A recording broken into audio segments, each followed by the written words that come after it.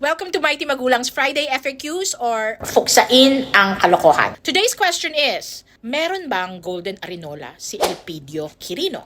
Sagot, wala.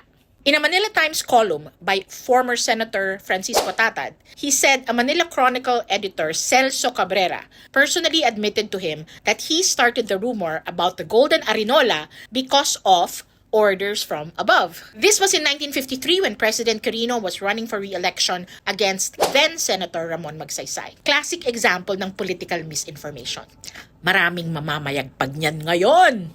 Okay na? Okay na to. Meron ba kayong tanong tungkol sa kasaysayan na kwento ng kachat ng kapatid ng labandera ng manikurista ng mama nyo na hindi kayo sure kung totoo? Comment below with a question. Hanapan natin ng resibo kung carry. Subaybayan next week ang Friday FAQs para matutunan natin kung paano kadali tuksain ang kalokohan. O diba? Meow meow.